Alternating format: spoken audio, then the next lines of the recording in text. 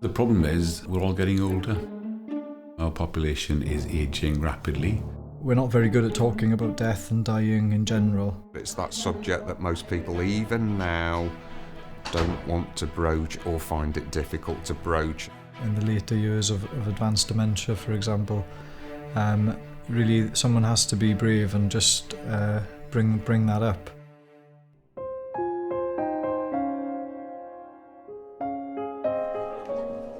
Helen and her brother Tom are having that conversation with their dad Brian and his doctor. How are you? It's good to see you again. Come and have a sit down. Pick your seat. That one's probably better. The hot seat, yes. Is it? It's good to do it early on, because talking about it now is far easier than having to make a decision, being forced to make a decision. All too often we politely ignore the fact that people are dying, even though old people know they are, but we don't discuss it with them and they don't mention it to us. And so by the time it comes to the point that death is much more imminent, they are too frail or too weak, or maybe some dementia or some confusion has taken its toll, and they aren't in a position to discuss it properly. So we have to double guess what they would want. There are some things we need to consider when someone's got the level of frailty Brian's got. Mm-hmm. We had a chat with Dad last time about what he would want to happen if he ever became critically unwell in the future. Mm-hmm. Brian has decided to be looked after in his nursing home when his life looks as if it's coming to an end. And if he does end up very poorly in hospital, he's signed a DNR, an instruction not to resuscitate. I'm happy with the decision I've made, and I know the kids are happy that I've been compos mentis about making those decisions. I haven't been forced into it. Having a decision in place early is sensible, so that, say he was rushed into hospital on a Saturday morning at 3 o'clock and doctors in the hospital on the night shift weren't familiar with him, they see that decision is there and they know what to do. He's inspired confidence in me that I'm in safe hands then.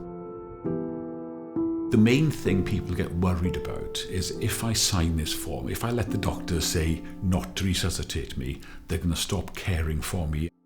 It's not the case. All we're saying is we don't need to go to resuscitation if anything happens. It's unlikely to be successful at an advanced age anyway.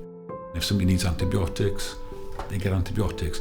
If somebody in a nursing home fell over and broke their wrist, we would take them to hospital to get their wrist fixed, and then as soon as possible get them back into the nursing home where they can be better cared for. My mum passed away last year, and she had cancer, and she was told it was terminal, and she knew that it was imminent. So she did put that in place herself. She was very adamant that's what she wanted, was a DNR. So we didn't really think about it because she did it. It's never too early to tell people around you what you want. Be honest and just discuss it openly. Do they want to have people running up and down and jumping up and down on their chests and putting tubes into them, or do they want to be left alone to die peacefully? Talking about death can be emotional and challenging. Making time to listen carefully can be just as important. When we've sat down and understood what Dad's wishes were, it was a comfort to me, to be honest, to know that I'm part of it and what he wants. Understanding the reality of emergency care is part of making the right decision for you, your relative or friend, especially those with dementia. You'd be on call at 3 o'clock in the morning in the admissions unit or in the accident and emergency department, and you would have a very elderly, frail person brought in on ambulance from a care home who deteriorated in the last 48 hours. I always remember thinking, why? Why are they bringing them into hospital? Quite often people were coming in that situation and then dying in hospital a few days later, having really been put through what I saw as torture in many ways. To put some people through that when there was maybe a definite reason not to was something that we needed to think about.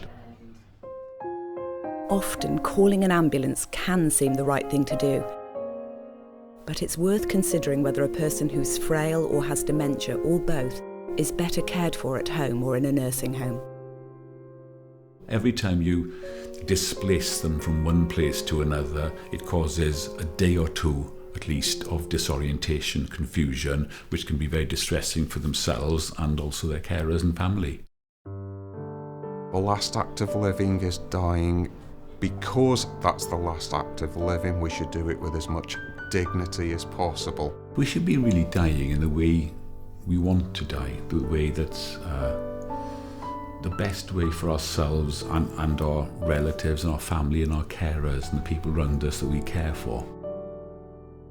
That can only really happen if we talk about it with our families and friends. Ask your GP or practice nurse about advanced care planning. It could help you get started. The conversation allows a degree of honesty and a bit of clarity so that everyone understands what they can expect to happen for themselves and for their loved ones.